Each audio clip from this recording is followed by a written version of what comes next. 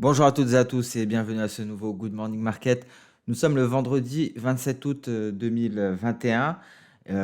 Comme à notre habitude, nous allons débuter par faire le point sur le contexte de marché. On va pas mal parler de Jackson Hole, c'est le jour J, et on va enchaîner par la suite sur les crypto-monnaies avant de passer aux indices. On commencera par le Bitcoin et l'Ethereum, et ensuite on pourra passer sur les indices européens. Alors le contexte de marché en cette fin de semaine, une semaine où tout a tourné autour de Jackson Hole, hein. Faut savoir que c'est un événement qui a acquis une certaine notoriété grâce aux déclarations de Ben Bernanke pendant son mandat. D'un autre côté, Jackson Hole a souvent coïncidé avec des événements économiques majeurs. Alors dans les faits, cette fois-ci, ce sont principalement les médias qui ont attisé les attentes concernant cet événement, alors qu'il n'est pas certain que Jérôme Powell décide de prendre des mesures, hein, cette fois-ci. Alors de nombreux éléments indiquent que le discours de Powell pourrait décevoir les marchés, bien que les récentes déclarations, hein, de banquiers centraux tels que Georges Kaplan ou Bullard indiquent que la Fed pourrait effectivement se préparer à commencer le tapering. Alors les indices boursiers à Wall Street ont légèrement baissé en raison de l'incertitude et des commentaires hawkish de la Réserve fédérale américaine. On va en parler. Le S&P 500 a chuté de 0,58%, le Dow Jones de 0,54% et le Nasdaq de 0,64%. Le Russell 2000 a quant à lui plongé de 1,13%. On notera tout de même qu'il est fort probable que l'administration Biden reconduise Jérôme Powell à la présidence de la Réserve fédérale américaine pour un second mandat. Alors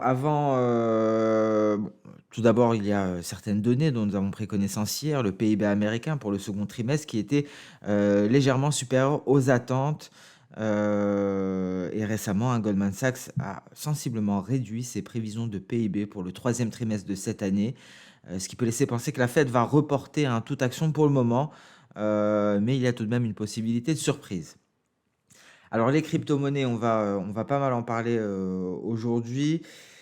Il faut savoir que elles se sont redressées ces dernières semaines et le Bitcoin a gagné 70%, hein, par rapport à ses plus bas de juillet. L'Ethereum a bondi de près de 100%.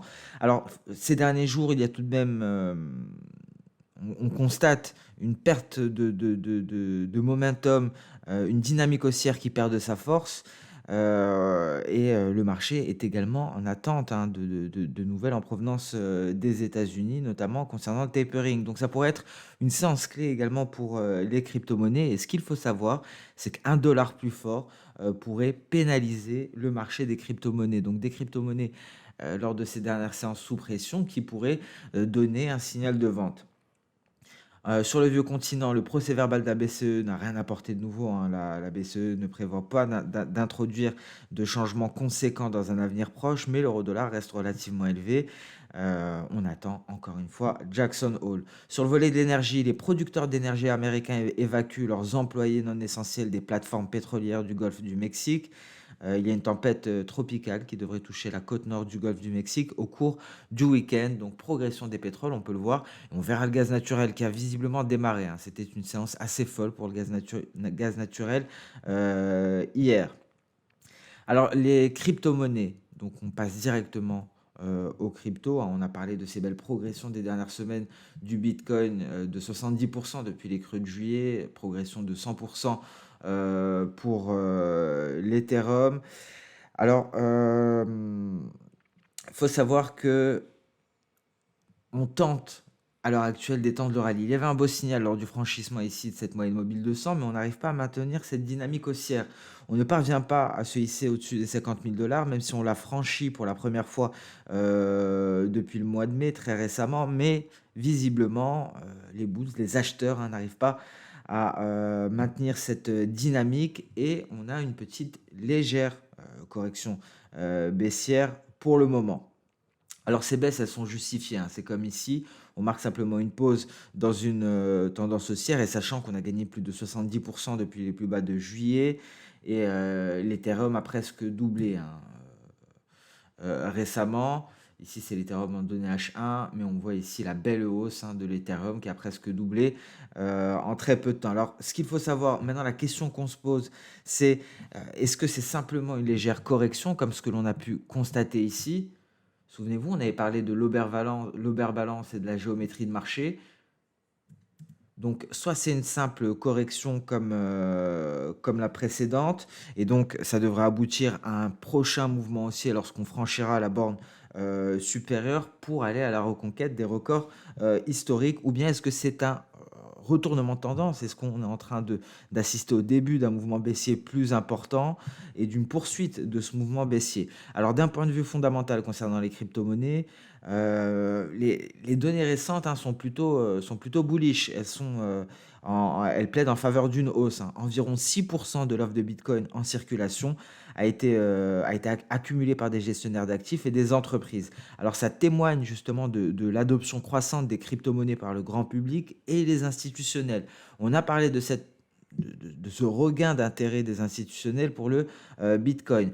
Récemment, Citigroup a annoncé qu'il se préparait à commencer à offrir des contrats à terme sur le Bitcoin en attendant hein, l'approbation réglementaire pour un bureau de négociation de crypto-monnaies au Royaume-Uni.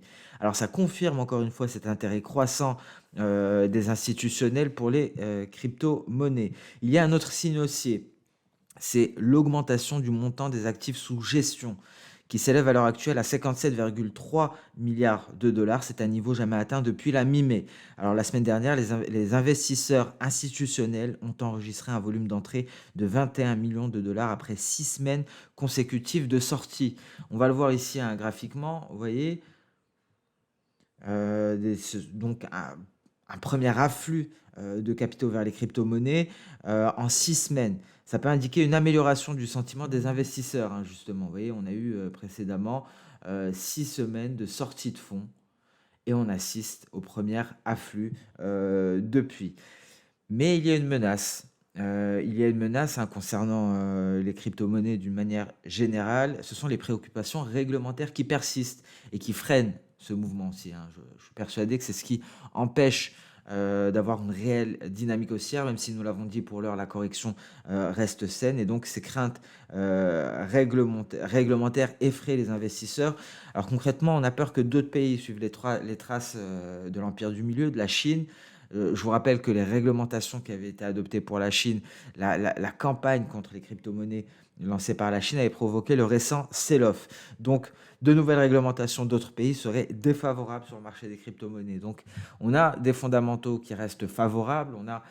On est, si je puis dire, à la croisée des chemins d'un point de vue technique. Hein, vous voyez, pour le Bitcoin, ici, soit on aura répliqué le précédent mouvement, hein, c'est l'overbalance, et donc on rebondit pour repartir à la hausse et une cassure de la borne supérieure plaidera en faveur d'une reprise haussière, soit on casse la borne inférieure, on casse cette moyenne mobile longue à 200 périodes et on pourrait assister à un repli pardon, plus conséquent, voire à un renversement de tendance. Donc voilà pour le Bitcoin, vous voyez l'Ethereum qui reste sous pression, on est sous le nuage en données H1, on a une petite zone de fluctuation ici, et si on venait à casser la borne inférieure, mais c'est plus largement les 3000 dollars. Une cassure des 3000 dollars pour l'Ethereum serait un réel signal baissier. Hein, vous voyez, les 3030, même environ, le retracement de 50%, on pourrait aller chercher les 2700 dollars. Si on casse la Kijun d'un point de vue Ishimoku sur l'Ethereum ici, vous voyez, on a une grosse marge de manœuvre pour aller chercher même les 2337 dollars, pour aller chercher mon nuage. Après, le nuage remonte légèrement. Mais en tout cas, prudence sur les crypto-monnaies, des fondamentaux qui plaident en faveur d'une reprise haussière, un intérêt croissant des investisseurs institutionnels, mais la menace réglementaire plane toujours sur le marché des crypto-monnaies. Donc voilà pour les cryptos, on passe sans plus tarder sur les indices boursiers européens. Alors, retour à la case départ, que ce soit pour le CAC 40, on est sous résistance sous les 6680. Même topo pour le DAX, sous résistance, sous les 15 800. Donc c'est vraiment retour à la case départ. C'est vraiment, encore une fois, ça témoigne de cet attentisme de la part des investisseurs à quelques heures du discours de Jérôme Powell de Jackson Hole. Donc encore une fois, même topo, cassure cette résistance des 6680. C'est une reprise haussière pour aller chercher les 6800, voir les récents sommets, pour par la suite pourquoi pas aller chercher ce record historique de 6944 points et aller marquer de nouveaux sommets pour le CAC 40. Et le support à surveiller en cas de repli, c'est cette moyenne mobile à 50 périodes aux alentours des 6620 points. Alors, le DAX, très rapidement parce que la situation est la même. Nous avons toujours en données journalières une projection de Soda qui nous donne un objectif à 16 393 points ici, vous voyez? Et on est, sous résistance. On attend la cassure de cette résistance pour, aller chercher la prochaine. C'est notre point B ici qui est légèrement au-dessus du seuil psychologique des 16 000 points. D'un point de vue intraday, si on traverse le nuage, ce serait de très bon augure, mais on aurait un frein ici tout de même aux 15 900 points. Pourquoi? Car c'est le moment auquel la Chikuspan va rencontrer une grosse barrière d'obstacle en cas de sortie de nuage par le haut, hein. Ce n'est toujours pas fait, mais dans un tel scénario, seule une installation au-dessus des 15 900 points serait garant d'une poursuite haussière. Le Nasdaq, alors ça sent très bon pour le Nasdaq, on va voir pourquoi. Selon moi, c'est le seul indice qui nous donne une indication d'une prochaine hausse. Et les autres indices pourraient suivre, hein, notamment le S&P 500. Alors, vous voyez ici, on va s'attarder un petit peu sur ce graphique à H4 pour le Nasdaq qui est très intéressant.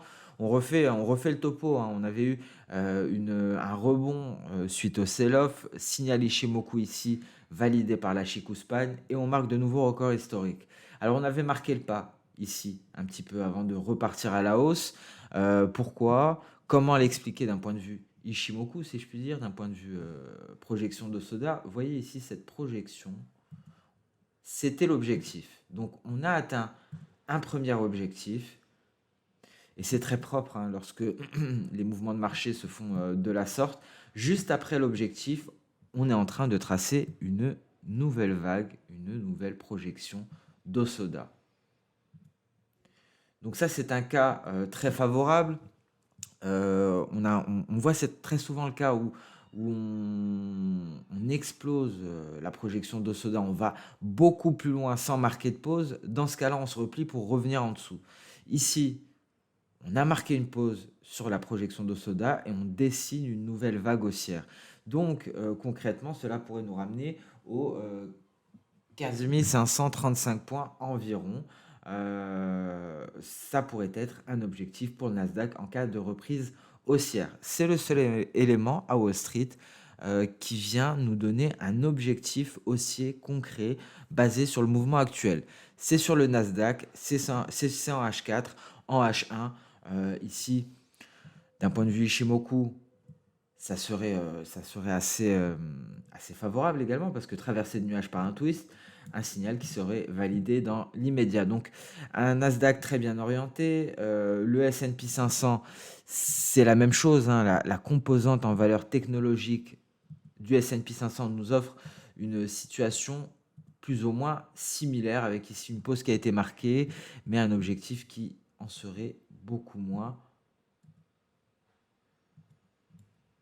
évident, car ici ce n'est pas un V, c'est un E. Donc le S&P 500 va plus loin, 4541, en se basant sur le même raisonnement que le précédent. Le Dow Jones est à la traîne, le Dow Jones doit encore aller chercher les 35 537 points pour espérer marquer de nouveaux records historiques. La situation est beaucoup moins claire ici, hein, sur le Dow Jones. Donc concrètement, pour avoir un objectif à ce niveau-là, ce que l'on pourrait faire éventuellement, c'est un retracement de Fibo du récent mouvement haussier, plutôt ici.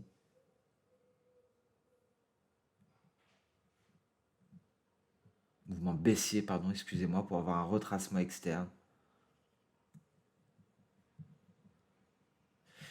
Voilà, donc on retrouve les 35 844 points. Ce serait le retracement externe de Fibo à 161,8%, retracement basé sur ce repli. Alors on peut le faire sur celui-ci, on peut également s'intéresser à celui-là éventuellement, mais celui-ci me semble assez cohérent, il a bien fonctionné. Vous voyez comme on est revenu sur les 61,8% pendant ce sell-off. En données H4, on a peut-être un mouvement qui pourrait s'amorcer ici invisiblement au franchissement des 35 345 points. Le Bitcoin, l'Ethereum, on en a parlé, on passe sur les matières premières.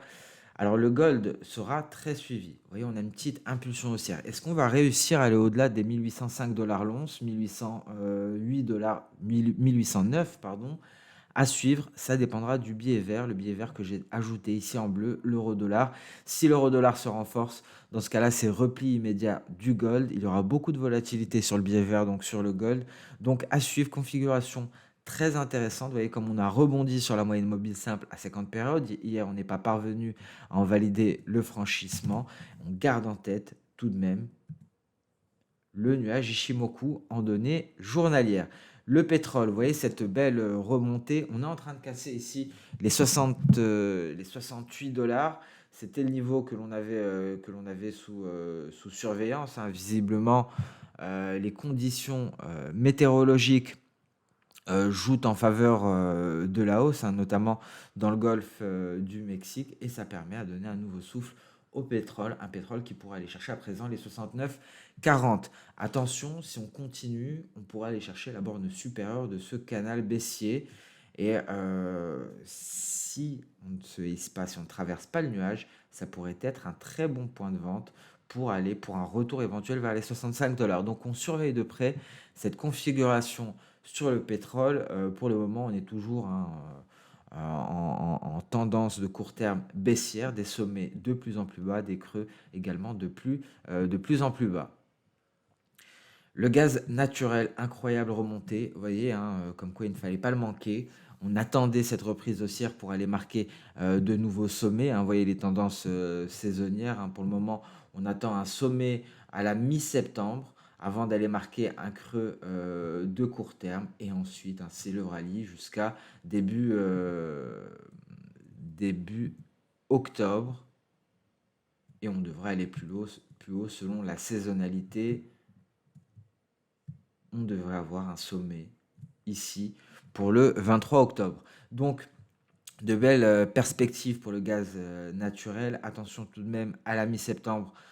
Au vu de la saisonnalité, on devrait avoir un creux de court terme avant un redémarrage haussier. En tout cas, le gaz naturel attire à notre attention, hein, en cette fin d'été.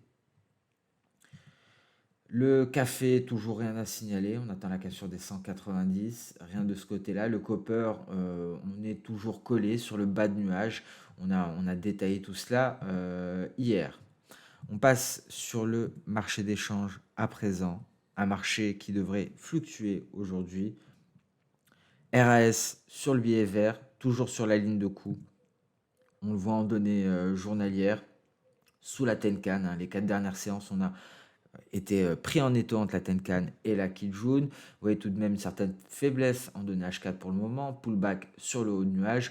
On se replie. L'euro-dollar reste sous sa Kijun en données journalières. Et ici, on est en train de tenter un redémarrage haussier. On tente le franchissement des 1,1765. Tout dépendra du discours de Jérôme Powell. Eurocad, très intéressant parce que suite à une question en commentaire, on avait parler de la géométrie de marché, de l'overbalance. Alors on avait évoqué ces deux amplitudes. Vous voyez, hein, ici il y a eu une impulsion haussière hier sur l'Eurocad et on est allé répliquer l'amplitude de ce précédent mouvement. Pour le moment, le scénario fonctionne plutôt bien ici sur l'Eurocad et en cas de repli, c'est un retour vers le support de cette structure aux alentours des 1,48. Si on casse cette zone de support, on peut s'attendre à un repli à 1,4663. Donc on surveillera tout de même l'Eurocad, étant donné que c'est la paire que l'on avait choisie pour expliquer l'overbalance et plus largement la géométrie de marché. GBP-USD repli hier, de retour sur le support à 1,3685. Pas grand chose à signaler. GBP-CHF, on a peut-être trouvé notre point B, hein, finalement. On est en train de se replier à l'heure actuelle. Donc voilà notre point B. Attention à toute sortie par le bas de nuage. Ce serait un signal de vente qui serait renforcé en cas de cassure de mon point B. Ici, c'était mon point C, pardon, c'est le point C que l'on a retrouvé. Et donc la cassure des 1,2472, on pourrait s'attendre à aller chercher la projection d'Osoda V. Très, très bel exemple ici pour le GBP CHF concernant les projections d'Osoda. GBP Yen ici pas grand-chose à signaler, pareil pour l'USDN. Et donc c'est tout pour le marché des changes. On met un terme à ce nouveau Good Morning Market. On a fait le point encore une fois sur les crypto-monnaies. J'insiste là-dessus parce que on est vraiment à la croisée des chemins selon moi pour les cryptos. Donc il faut parler des deux scénarios. Pourquoi il y a deux scénarios qui se valent? Parce qu'il y a des facteurs fondamentaux qui sont haussiers, mais il y a ce fameux risque réglementaire que nous avons abordé, et ce risque n'est pas anodin. Il faut rester extrêmement prudent à l'actualité lorsque l'on traite l'actualité réglementaire, lorsque l'on traite les crypto-monnaies. Sur ce, on met un terme à cette vidéo. Merci à toutes et à tous pour votre fidélité. Merci pour toutes ces interactions aux commentaires. Vous faites vivre ce Good Morning Market. Ça nous permet d'aborder certaines choses et ça sert énormément également aux autres auditeurs. Alors sur ce, je vous souhaite une très bonne séance de trading, une très bonne journée qui s'annonce mouvementée sur les marchés, un excellent week-end. On se donne rendez-vous dès lundi pour le prochain Good Morning Market. Au revoir.